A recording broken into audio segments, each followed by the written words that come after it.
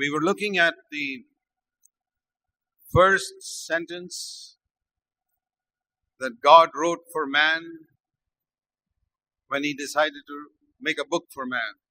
மனிதனுக்கென்று தேவன் ஒரு புத்தகத்தை எழுத வேண்டும் என்று தீர்மானித்த பொழுது அவர் எழுதிய முதல் வாக்கியத்தை நாம் தியானித்தோம். That is in the book of Job, chapter 1 and verse 1. அது யோபின் புத்தகம் 1ஆம் அதிகாரம் 1ஆம் வசனத்திலே பார்க்கிறோம். I told you that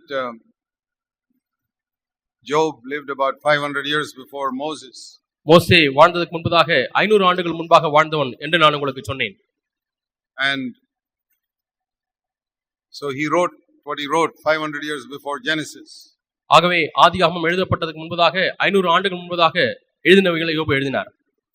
So the first book in the Bible is not Genesis but Job. வேத புத்தகத்திலே காணப்படுகிற முதல் புத்தகம் ஆதியாகமம் அல்ல, அது யோபு. And that interests me because I want to know, when God wanted to write a book for man, what is the first thing he wrote? ஆகவே தேவன் மனிதனுக்கென்று ஒரு புத்தகத்தை எழுத தீர்மானித்த பொழுது முதலாக அவர் என்ன எழுதினார்? He did not write about the heaven and the earth and the sun and the stars. அவர் வானத்தையும் பூமியையும் சூரியனையும் நட்சத்திரங்களையும் குறித்து அவர் எழுதவில்லை. He is not interested in that. அவைகளிலே அவருக்கு விருப்பமில்லை. He wrote about a God-fearing man. ஒரு தேவனுக்கு பயப்படக்கூடிய மனிதனை குறித்து அவர் எழுதினார். When God decided to write a book, he says, I will first write about a God-fearing man. ஆகவே தேவன் ஒரு புத்தகத்தை எழுத தீர்மானித்த பொழுது அவர் எழுதின முதல் புத்தகம் தேவனுக்கு பயப்படக்கூடிய ஒரு மனிதனை பற்றி. Heaven and earth and all can wait another 500 years. வானம் பூமி இவைகளை பற்றி மனிதன் தெரிந்து கொள்ள வேண்டுமானால் 500 ஆண்டுகள் காத்திருக்கட்டும், பரவாயில்லை. That really impresses me. இது உண்மையாலுமே என்னுடைய உள்ளத்திலே அது முக்கியமானதாக தோன்றுகிறது. Today also, இன்றைக்கும் கூட, even though this universe is so vast, இந்த அண்ட சராசரம் எவ்வளவு பெரிதாய் தோன்றினாலும் God is looking for God-fearing men and women. தேவனுக்கு பயப்படக்கூடிய மனிதனும் மனுஷியும் இருக்கிறார்களா என்று தான் தேவன் பார்க்கிறார். I want to tell you, in most churches in India or in Tamil Nadu, you do not find many God-fearing men and women. இந்தியாவிலேயும் அதிலும் குறிப்பாக தமிழ்நாட்டிலேயும் அநேக சபைகளிலே தேவனுக்கு பயப்படுகிறவர்களை பார்ப்பது என்பது அரிதாக இருக்கிறது. The purpose of having a conference like this is to increase the number of God-fearing, blameless men and women. ஆகவே இது போன்ற கான்ஃபரன்ஸ் கூட்டங்களை நாம் வைப்பதற்கு நோக்கம் தேவனுக்கு பயப்படக்கூடிய உத்தமமான சகோதர சகோதரர் எண்ணிக்கையை பெருக்குவதாகும். So there can be more people like Job. யோபை போல அதிகமான மக்கள் அப்பொழுது இருப்பார்கள். More God-fearing men and women like Job. யோபை போல தேவனுக்கு பயப்படக்கூடிய மனுஷர்களும் மனுஷிகளும் நிறைந்தவர்களாய் இருக்க வேண்டும் என்று விரும்புகிறார். So one thing that God said about him. ஆகவே யோபை குறித்து தேவன் சொன்ன ஒரு காரியம் அது, he was blameless. அவன் உத்தமன். That means he kept his conscience clean. அவனுடைய மனசாட்சியை சுத்தமாய் காத்துக்கொண்டான். Whatever his conscience told him was wrong, he stayed away from it. என்ன காரியமெல்லாம் தவறு என்று அவருடைய மனசாட்சி உணர்த்தியதோ அவைகள் எல்லாம் விலக்கி வைத்திருந்தார். Even though he didn't have a Bible. அப்பொழுது யோபுக்கு ஒரு வேதாகமம் இல்லை. Let me give you one example. ஒரு உதாரணத்தை உங்களுக்கு சொல்லுகிறேன். Remember, this is a man who has got no Bible. வேதம் இல்லாத ஒரு மனிதன். No preacher. எந்த பிரசங்கியாரும் அவருக்கு இல்லை. No church. எந்த சபையும் அவருக்கு இல்லை. Only his knowledge of God is from his conscience. அவருடைய தேவனை குறித்து அறிவெல்லாம் அவருடைய மனசாட்சியிலே உள்ள அறிவுதான். See one thing that he says. அவர் சொல்லுகிற ஒரு காரியத்தை பாருங்கள். Job 31 verse 1. யோபு 31ஆம் அதிகாரம். Job 31 verse 1. யோபு 31ஆம் அதிகாரம் 1ஆம் வசனம். I made a covenant with my eyes. என் கண்களோட உடன்படிக்கை பண்ணியிருக்கிறேன். How can I gaze at a virgin? நான் எப்படி ஒரு கன்னியின் மேல் நினைவாயிருப்பேன்? He says, I am a married man. நான் ஒரு திருமணமான மனிதன். If I am still a young man considering marriage, then I can look at different girls and say, shall I choose this one or that one? நான் திருமணமாகாத வாலிபனாய் இருந்தால் இப்பொழுது நான் இந்த சகோதரியை திருமணம் செய்வதா அந்த சகோதரியை திருமணம் செய்வதா என்று கண்ணின் மேல் நான் நினைவாயிருக்கலாம். Not to lust after them, but shall I choose this one or that one to get married to? அவர்களை அப்படிப்பட்ட சகோதரிகளை இச்சிப்பதற்காக அல்ல, ஆனால் திருமணம் இவர்களை செய்து கொள்ளலாம் என்று பார்க்கிறேன். So then you have to look at different girls to see whom you want. அப்பொழுது யார் உங்களுக்கு தேவையோ வித்தியாசமான பெண்களை பார்க்கலாம். Once you are married, ஆனால் திருமணமான பிறகு why do you have to look at other women then? மற்ற சகோதரர்களை ஏன் இப்பொழுது கண்ணெர் எடுத்து பார்க்கிறீர்கள்? I mean, if they come to talk to you, you have to look at them, but otherwise why do you have to look at some woman walking down the street? நீங்கள் ஏன் தெருவில் நடக்கக்கூடிய பெண்கள் எல்லாம் நீங்கள் பார்க்க வேண்டும்? There's no need. தேவையில்லை. So Job, but we are tempted. Job was also tempted. He was a man just like anybody. ஆனால் நாம் சோதிக்கப்படுகிறோம். யோபும் நம்மை போல ஒரு மனிதனாக தான் இருந்தான். And so he says, when some pretty woman was walking down the road. ஒரு அழகான ஸ்திரீ சாலையில் நடந்து போகும்பொழுது He says, I made a legal agreement with my eyes. நான் என்னுடைய கண்களோடு கூட ஒரு சட்ட உடன்படிக்கை செய்வது போல ஒரு உடன்படிக்கை செய்து கொண்டேன். This covenant means like you sign a document in a court. நீங்கள் வழக்கு மன்றத்திலே ஒரு பத்திரத்திலே உடன்படிக்கை பத்திரத்திலே கையெழுத்து போடுவது போல அவர் ஒரு உடன்படிக்கை பண்ணி கொண்டார். I made an agreement with my eyes. என்னுடைய கண்களோடு கூட ஒரு உடன்படிக்கை செய்து கொண்டேன். I am a married man. நான் ஒரு திருமணமான மனிதன். I will not look at any other woman with any நான் lust. வேறு எந்த ஸ்திரீயும் இச்சையோடு கூட பார்க்க மாட்டேன் என்று ஒரு ஒப்பந்தம் செய்து கொண்டேன். Who told him that? யார் இவருக்கு இதை சொன்னது? He didn't have Matthew chapter 5. அவருக்கு மத்தேயு 5 அதிகாரம் இல்லை. He never heard Jesus saying, if you lust with your eyes, you are committing a sin.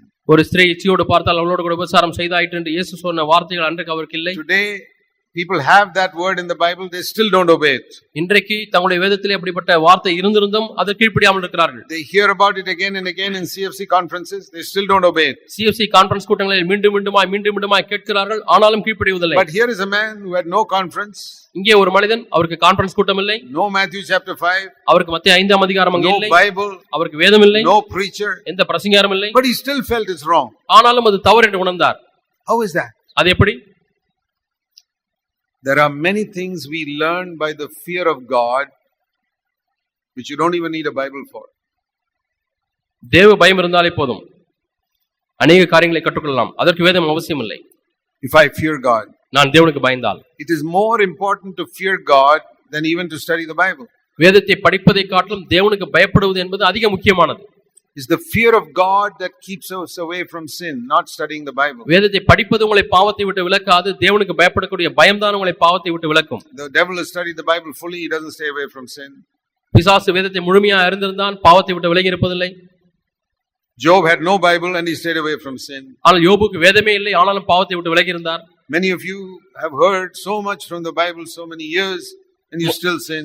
உங்களிலே அநேகர் எவ்வளவு ஆண்டுகளாக வேதத்தில் எவ்வளவோ கேட்டிருக்கிறீர்கள், ஆனாலும் பாவம் செய்கிறீர்கள். So what can we learn from Job? ஆகவே யோபுவிடத்தில் என்ன நாம் கற்றுக்கொள்கிறோம்? That you don't stay away from sin by listening to many conferences and messages. ஆகவே அநேக கான்ஃபரன்ஸ் கேட்பதனாலயோ செய்திகளை கேட்பதனாலயோ நாம் பாவத்தை விட்டு விலகுவதில்லை. There are some people who say like this. சிலர் இப்படி சொல்கிறார்கள், brother, I have to go to the Sunday meeting every week, otherwise I'll fall into sin. நான் ஒவ்வொரு ஞாயிற்றுக்கிழமையும் சபை கூட்டத்துக்கு போய் ஆக வேண்டும், இல்லாவிட்டால் நான் பாவம் செய்து விடுவேன். That is a very poor way of staying away from sin. அது பாவத்தை விட்டு விலகி இருப்பதற்கு மிகவும் தரம் குறைந்த ஒரு வழி. It's like saying every 1 week I have to go to the doctor to get an injection. ஒவ்வொரு வாரமும் நான் டாக்டரிடத்திலே போய் ஊசி போட்டுக் கொள்ள வேண்டும் என்று சொல்வதை போல. How many of you would like to go to a doctor every week of your life to get an injection? உங்களிலே எத்தனை பேர் வாழ்க்கை முழுவதுமாய் வாரந்தோறும் டாக்டரிடத்திலே போய் ஊசி போட்டுக் கொள்ள வேண்டும் என்று விரும்புகிறீர்கள்? If you follow the laws of health, you don't have to go to doctor for years. ஆரோக்கியத்தினுடைய சித்தாந்தங்களை நீங்கள் பின்பற்றினால் நீங்கள் மருத்துவத்திலே போகவே அவசியம் இல்லை. So if you always have to go to the meeting and then only you are kept from sin, நீங்கள் எப்பொழுதுமே கூட்டத்துக்கு போய் கொண்டே இருக்க வேண்டும், அப்பொழுதுதான் பாவம் செய்யாமல் இருப்பேன் என்று சொன்னால் not the best way. அது சிறந்த வழி அல்ல. That is good, but it's not the best way. நல்லதுதான், ஆனால் மேன்மையான வழி அல்ல. The best way is Job's way. சிறந்த வழி யோபுவின் வழி. He feared God. தேவனுக்கு பயந்திருந்தான். Turned away from evil. பொல்லாப்பை விட்டு விலகினான். He says, for example, in verse 24. 24ஆம் வசனத்திலே அவர் சொல்கிறார், உதாரணமாக 31:24. யோபு 31. I don't put my confidence in gold or make my trust in fine gold. நான் பொன்னின் மேல் என் நம்பிக்கையை வைத்து தங்கத்தை பார்த்து நீ என் ஆதரவு என்று நான் சொன்னதும் நான் சொல்லவில்லை என்று சொல்கிறார். So many times we have taught in the church, don't put your trust in money. அநேக சமயத்திலே நாம் சபையில் என்ன போதித்திருக்கிறோம் என்றால், உங்களுடைய நம்பிக்கையை பணத்தின் மீது வைக்க வேண்டாம். Use money but don't depend on money. பணத்தை பயன்படுத்துங்கள், ஆனால் பணத்தையே சார்ந்திருக்க வேண்டாம். Depend on God. தேவனை சார்ந்திருங்கள். Who taught Job that? யோபுக்கு யார் அதை கற்றுக் கொடுத்தது? He had no Bible. அவருக்கு வேதம் இல்லை. Came to no conference. அவருக்கு கான்ஃபரன்ஸும் இல்லை. He said, I will not trust in gold. நான் தங்கத்திலே நம்பிக்கை வைக்க மாட்டேன். Because he feared God. என்றால் அவன் தேவனுக்கு பயந்திருந்தான். He knew things that other people did not know. மற்ற மக்கள் அறியாதிருந்த பல காரியங்களை அவர் அறிந்திருந்தார். See, for example, something else. இன்னொரு காரியத்தை பாருங்கள். In verse 29, chapter 29. 29ஆம் அதிகாரம். In Job chapter 29. யோபு 29ஆம் அதிகாரம். He says in verse 15, I was eyes to the blind, feet to the lame, I was father to the needy. நான் குருடனுக்கு கண்ணும் சப்பானிக்கு காலுமாயிருந்தேன், எளியவர்களுக்கு தகப்பனாயிருந்தேன். And verse 13, the blessing of the one ready to perish came upon me. I made the widow's heart sing for joy. 13ஆம் வசனத்தில் சொல்கிறார், கெட்டு போக இருந்தவனுடைய ஆசீர்வாதம் என்மேல் வந்தது, விதவையின் இருதயத்தை கம்பீரிக்க பண்ணினேன். Who taught him to care for the poor? ஏழை மக்களுக்காய் கரிசனைப்படுவதற்கு யார் கோபுக்கு சொல்லிக் கொடுத்தது? The blind, குருடனை குறித்து the சொல்கிறார், lame, சப்பானி, the needy, தேவையில் உள்ளவர்கள், widows. விதவைகள். These are the people who are on the outer fringes of society. சமுதாயத்தின் ஓரத்தில் ஒதுக்கப்பட்ட மக்கள் தான் இவர்கள். These are not in the center, the rich famous people. பணக்கார பிரபலமான மையத்தில் இருக்கக்கூடிய மக்கள் அல்ல. These are the people who are the poor and despised by the world. இப்படிப்பட்ட மக்கள் அவர்கள் ஏழைகளாக இருந்தார்கள், உலகத்தால் அற்பமாய் எண்ணப்பட்டவர்களாக இருந்தார்கள். God says, I am the God of the fatherless. தகப்பனற்றவனுக்கு நான் தகப்பனாய் இருக்கிறேன் என்று ஆண்டவர் I சொல்கிறார். am the God of the widows. நான் விதவைகளுக்கு கவனிக்கிறேன் I என்று am the சொல்கிறார். God of the orphans. நான் அனாதைகளின் தேவன், I am the God of strangers. அந்நியர்களின் தேவன். Those people whom others don't care for. மற்ற மக்கள் கவனிக்காமல் விட்டுவிட்ட மக்களுக்கு நான் தேவனாய் இருக்கிறேன் என்று சொல்கிறார். Do you seek to have fellowship with people who are not big in the world?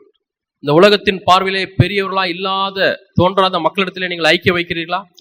When I was a young Christian, நான் வாலிப கிறிஸ்தவனாய் இருந்த பொழுது, new Christian, 21, 22 years old, 21, 25 வயதிலே அப்பொழுதுதான் புதிதாய் நான் I கிறிஸ்தவத்துக்குள்ளாய் did not வந்திருந்தேன். know much about Christian churches. கிறிஸ்தவ சபைகளை குறித்து அதிகமாக எனக்கு தெரியாது. I never even knew what Pentecostal church is. Pentecost சபைகள் என்றால் என்ன என்று எனக்கு தெரியாது. But I knew there are so many churches. ஆனால் அநேக சபைகள் இருக்கிறது என்று அறிந்திருந்தேன். So I made little investigation about these churches. அவை இப்படிப்பட்ட சபைகளை குறித்து ஒவ்வொன்றாய் நான் கருத்தாய் ஆராய்ந்து பார்த்தேன். And in every church I found, ஒவ்வொரு சபையிலும் நான் பார்த்த காரியம், if anybody has got a big job, he will be on the board member or the elder of that church. யாருக்காவது ஒரு பெரிய வேலை, ஒரு நல்ல ஸ்தானம் இருக்குமானால் அந்த சபையில் உள்ள கமிட்டியிலே கண்டிப்பாக ஒரு மெம்பராக இருப்பார். As a police officer, he'll definitely be an elder or board member. கண்டிப்பாக அங்கே ஒரு ஐபிஎஸ் போலீஸ் ஆபீசரா இருந்தால் அந்த போர்டிலே இயக்குநர்களிலே ஒருவராக அவர் இருப்பார். Some big company chairman, he'll definitely be on the board. ஒரு பெரிய கம்பெனியினுடைய அதிகாரியாக இருந்தால் அல்ல சேர்மனாக இருந்தால் அவர் கண்டிப்பாக அந்த இயக்குநர்களில் ஒருவராக இருப்பார். Some poor carpenter or plumber, even if he is God fearing, he will not be an elder. அங்கே கடவுளுக்கு பயப்படக்கூடிய ஒரு தச்சனோ அல்லது பிளம்பரோ இருந்தாலும் அவர் அந்த போர்டில் இருக்க முடியாது. Every church, ஒவ்வொரு சபையும், Roman Catholic, Baptist, Pentecostal, anything, Roman கத்தோலிக்க சபையா இருந்தாலும் பாப்டிஸ்ட் பெந்தேகோஸ்தே சபையா இருந்தாலும் ஒரே விதமாக தான் I இருக்கிறது. discovered all these people have different doctrines, but when it comes to this, they honor all those who are rich and big in the world. இந்த ஒவ்வொரு சபையினுடைய உபதேசங்கள் எல்லாம் வித்தியாசமா இருந்தாலும் உலகத்திலே கனம் பெற்றவர்களை கனம் பண்ணுவது என்பதிலே ஒரே விதமா இருக்கிறார்கள். No, I was a young man. I was never thinking of starting any church. நான் அப்பொழுது ஒரு வாலிபனாய் இருந்தேன். சபை ஆரம்பிப்பதை குறித்து என்னுடைய உள்ளத்திலே எண்ணங்களிலே தோன்றவும் இல்லை. I felt in my heart there's something wrong here. ஆனால் உள்ளத்திலே என்ன உணர்ந்தேன் என்றால் இதிலே ஏதோ ஒரு தவறு இருக்கிறது. And that is why the blessing of God is not there. ஆகவே தான் கர்த்தருடைய ஆசீர்வாதம், தேவனுடைய சமூகம் அங்கே இல்லை. Because God is the God of the orphans and the fatherless and the widows and the strangers. தேவன் அனாதைகளுக்கும் திக்கற்றவர்களுக்கும் அந்நியர்களாய் எண்ணப்பட்டவர்களுக்கும் விதவைகளுக்கும் தேவனாய் இருக்கிறார். Job realized that. யோபு அதை குறித்து உணர்ந்தார். So he would care for the blind and the lame and the weak people in society. ஆகவே தான் அவர் சமுதாயத்திலே நலிவடைந்தவர்கள், சமுதாயத்திலே ஒதுங்கினவர்களை குறித்து அவர் கரிசனைப்பட்டார். So when a person fears God, ஆகவே ஒரு மனிதன் தேவனுக்கு பயப்படும் பொழுது, even if he doesn't know the Bible, வேதத்தை அறியாதிருந்தாலும் கூட, he automatically comes to a very godly life. அவன் தானாகவே ஒரு தேவபக்தியுள்ள வாழ்க்கைக்குள்ளாக வருகிறான். And that is what you see in the book of Job. இதைத்தான் நாம் யோபின் புத்தகத்திலே பார்க்கிறோம். For example, உதாரணமாக telling lies. பொய் சொல்வது. He says in Job 31 verse 5, யோபு 31:5 வாசிக்கிறோம், if I have walked with falsehood or my foot has hastened after deceit, then Lord God judge me. நான் மாயையிலே நடந்தேனோ, என் கால் கபடு செய்ய தீவிரித்ததோ என்று கேட்கிறார். I have not told lies. நான் பொய் சொல்ல முடியாது. Or verse 9, if my heart has been enticed by a woman, or I go and visit my neighbor when he is not there. அல்லது என் மனம் யாதொரு ஸ்திரீயின் மேல் மயங்கி அல்லது அயலானுடைய வாசலை அவனுடைய கணவன் இல்லாத பொழுது நான் எட்டி பார்த்தது உண்டானால். You know, there are believers who do that. Look at other people's wives. மற்ற மக்களுடைய மனைவிகளை பார்க்கக்கூடிய விசுவாசிகள் இருக்கிறார்களா? There are believers like that. அப்படிப்பட்ட விசுவாசிகள் இருக்கத்தான் செய்கிறார்கள். Job was very careful. ஆனால் யோபு மிகவும் கவனமுள்ளவராய் இருந்தார். If the man is not there, I will not visit that home. அந்த வீட்டிலே அந்த மனிதன் இல்லை என்று சொன்னால் மனைவி மட்டும் தனியாக இருக்கும்போது நான் அங்கே போய் பார்க்க மாட்டேன். I followed that rule for 40 years, all the years of CFC. நான் 40 ஆண்டு காலமாக இந்த விதியை பின்பற்றி இருக்கிறேன். CFC இருந்த பொழுதெல்லாம் நான் இதை பின்பற்றிருக்கிறேன். And then he says something else. இன்னும் ஒன்றை சொல்கிறார். Verse 13, if I have despised the claim of my male or female slaves, then let God judge me. 13ஆம் வசனம் சொல்கிறார், என் வேலைக்காரனானாலும் என் வேலைக்காரியானாலும் என்னோட வழக்காடும் போது அவர்கள் நியாயத்தை நான் அசட்டை பண்ணி இருந்தால். I have learned one thing through my life. என்னுடைய வாழ்க்கையின் மூலமாக ஒன்றை கற்றுக்கொண்டேன். When we had small children, we used to have people helping in our house. என்னுடைய வீட்டிலே பிள்ளைகள் சிறுவர்களாக இருந்த பொழுது என்னுடைய வீட்டிலே வேலை செய்வதற்கு உதவி செய்வதற்கு சிலர் இருந்தார்கள். Today we don't have, but those days we had to help my wife. இப்பொழுது இல்லை, ஆனால் என்னுடைய துணைவியாருக்கு உதவி செய்யும்படியாக அப்பொழுது வீட்டிலே வேலை செய்கிறவர்கள் இருந்தார்கள். He never called them servants, they were always helpers. ஒரு காலம் நான் அவர்களை வேலைக்காரன் என்று அழைத்ததில்லை, எப்பொழுதுமே உதவி செய்கிறவர்கள் என்று தான் சொல்லியிருக்கிறோம். And just like Job says, யோபு சொல்வது போலவே, it says they have a claim and I must not despise it. அவர்களுக்கென்று ஒரு நியாயம் இருந்தால் அதை ஒரு காலம் நான் அசட்டை செய்யக்கூடாது. I learned something, that the way I treat the people who work for me, God will treat me in the same way. என்னுடைய வீட்டிலே வேலை செய்கிறவர்களை நான் எப்படி நடத்துகிறேனோ அதே விதத்திலே தேவனை நடத்துவார் என்ற ஒரு பாடத்தை நான் கற்றுக்கொண்டேன். If I am good to people who work for me, God will be good to me. என்னோடு கூட என்னிடத்திலே வேலை செய்கிறவர்களுக்கு நான் நல்லவனாக இருந்தால் தேவன் என் மீது நல்லவனாக இருப்பார், நல்லவராக இருப்பார். They are lower than me in society. ஏனென்றால் அவர்கள் சமுதாயத்திலே நலிவடைந்தவர்களாய் இருக்கிறார்கள். And I am lower than God. நான் தேவனை காட்டிலும் கீழான நிலையில் இருக்கிறேன். And the way I treat people lower than me in society, God will treat me. சமுதாயத்திலே கீழான நிலையில இருக்கிறவர்களை நான் எப்படி நடத்துகிறேனோ அதே விதமாக தான் தேவன் என்னை நடத்துவார். I want to say to you, நான் உங்களுக்கு சொல்லுகிறேன், God has not been good to many of you because you have not been good to people who are under you. தேவன் உங்களிடத்திலே நல்லவராக ஏன் இல்லை என்றால் உங்களுக்கு கீழே இருக்கிறவரிடத்திலே நீங்கள் நல்லவராக இல்லை. Think about it. இதை தியானித்து பாருங்கள், எண்ணி பாருங்கள். Are you good to people? நீங்கள் மக்களுக்கு நல்லவர்களாக இருக்கிறீர்களா? I ask people this question. மக்களிடத்தில் நான் இந்த கேள்வி கேட்கிறேன். Okay, you get a monthly salary. உங்களுக்கு மாத office. உங்களுடைய அலுவலகத்திலே மாதந்தோறும் வருவாய் உங்களுக்கு கிடைக்கிறது. Aren't you happy that once a year you get a bonus also? வருஷத்திலே ஒரு முறை உங்களுக்கு ஒரு போனஸ் கிடைக்கிறதே, அப்பொழுது கிடைத்தால் உங்களுக்கு சந்தோஷமாக இருக்குமா? That is not your salary, that is an extra. அது உங்களுடைய வருமானம் அல்ல, அது வருமானத்திற்கு அதிகப்படியாக கிடைக்கக்கூடிய தொகை. What about your servant? Does your servant girl or lady also get a bonus from you, or only வீட்டிலே வேலை செய்யக்கூடிய வேலைக்காரனோ அல்லது வேலைக்காரியோ அவர்களுக்கு நீங்கள் ஊக்கத்தொகை கொடுக்கிறீர்களா, ஊக்கத்தொகை அல்லது சம்பளம் மட்டும் கொடுக்கிறீர்களா? We can be so legalistic towards the people who work for us. நமக்காக வேலை செய்வதிலே நாம் மிகவும் பிரமாணத்துவமாய் இருந்து விட முடியும். Very tight fisted and calculating. நாம் அவர்களிடத்திலே கணக்கு பார்த்து கொடுக்கிறவர்களாய் இருப்போம். And that is why கஞ்சத்தனமாய் இருப்போம். That is why God is also very tight fisted and pours drops of water upon you. அதனாலே தான் தேவன் உங்கள் மீதும் அவர் கஞ்சமுள்ளவராய் இருந்து ஒரு சில சொட்டுகளை மாத்திரம் உங்கள் மீது பொழிய பண்ணுகிறார். I'll tell you honestly, I don't get drops of water. நான் நேர்மையாய் என்னுடைய சாட்சி சொல்கிறேன், எனக்கு தண்ணீர் துளிகள் நான் ஆண்டவரிடமிருந்து பெறுவதில்லை. I stand under a river. நான் ஒரு நீர்வீழ்ச்சியின் கீழாக நிற்கிறேன். A waterfall. நீர்வீழ்ச்சியின் கீழாக நிற்கிறேன். That is flowing through me. அது என் மூலமாக வழிந்து ஓடுகிறது. I never want to be tight fisted towards anybody. நான் யார் மீதும் கணக்கு பார்க்கிறவனாக, கஞ்சத்தனம் உள்ளவனாக, கையை கெட்டியாய் பிடிக்கிறவனாக இருப்பதில்லை. If I give a teaspoon to somebody, God will also give me a teaspoon of blessing. நான் ஒருவனுக்கு தேநீர் கரண்டியிலே அளந்து கொடுத்தால் தேவனும் அதுபோல ஒரு தேநீர் கரண்டி தான் எனக்கு அளந்து கொடுப்பார். That is the reason so many people are spiritually poor. ஆவிக்குரிய வாழ்க்கையில் அநேகர் தரித்திரராய் இருப்பதற்கு இதுதான் காரணம். Don't you want to be spiritually rich? நீங்கள் ஆவிக்குரிய ரீதியிலே பணக்காரராய் இருக்க விருப்பம் இல்லையா? Learn from Job. யோபுவிடமிருந்து கற்றுக்கொள்ளுங்கள். Let me show you something else. இன்னொன்றை உங்களுக்கு காண்பிக்கிறேன். Verse 33. 31ஆம் அதிகாரம் 33ஆம் வசனம். Have I covered my transgression like Adam and hid my iniquity in my bosom? நான் ஆதாமை போல என் மீறுதல்களை மூடி என் அக்கிரமத்தை என் மடியிலே ஒளித்து வைத்தேனோ? See, how did he know about Adam? Genesis is not written yet. ஆதாமை பற்றி எப்படி யோபுவுக்கு தெரியும்? இவர் எழுதும் பொழுது, இந்த யோபின் புத்தகம் எழுதும் பொழுது ஆதியாகமம் இல்லை. One tradition came down from Adam and Seth and Enoch and all the way down to Job. ஆதாம், சேத், ஏனோக்கு, யோபு, அப்படி அந்த பரம்பரையிலே ஒரு கலாச்சாரம் It is true. வந்தது. அது உண்மை. Adam covered his sin. ஆதாம் தன்னுடைய பாவத்தை மூடினான். How did he cover his sin? How did he cover his sin? எப்படி தன்னுடைய பாவத்தை By மூடினார்? blaming his wife. தன்னுடைய மனைவியை குறை சொல்வதன் மூலமாக. Job says, I won't do that. யோபு சொல்கிறார், நான் அப்படி செய்ய I மாட்டேன். will not do இல்லை. that. So there are many things I find in the book of Job which he could understand without even knowing the Bible. வேதத்தை அறியாமலேயே பல காரியங்களை விளங்கிக் கொண்ட காரியங்களை நான் யோபுவின் வாழ்க்கையில பார்க்கிறேன். So I've learned something. ஒன்றை கற்றுக்கொண்டேன். Even if you don't know the Bible, உங்களுக்கு வேதம் தெரியவில்லை என்றாலும், if you fear God, நீங்கள் தேவனுக்கு பயந்தால், you will know what pleases God. தேவனுக்கு எது பிரியமா இருக்கும் என்பதை நீங்கள் அறிந்து கொள்ளலாம். But now we have a Bible, it's good to know that also. வேதத்தை வைத்திருந்தால் இதையும் அறிந்து கொள்வது நல்லதுதான். But to understand the Bible, you must fear God. வேதத்தை விளங்கிக் கொள்வதற்கு முதலாவது உங்களுக்கு தேவையானது கர்த்தருக்கு பயப்படக்கூடிய பயம். Only by fearing God we can understand his ways. கர்த்தருக்கு பயந்தால் அவருடைய வழிகளை நாம் விளங்கிக் கொள்வோம். And you must be humble. நீங்கள் தாழ்மையாய் இருக்க வேண்டும். There are two things very very important that Job had. யோபுக்கு இருந்த ரெண்டு முக்கியமான காரியங்கள் உண்டு.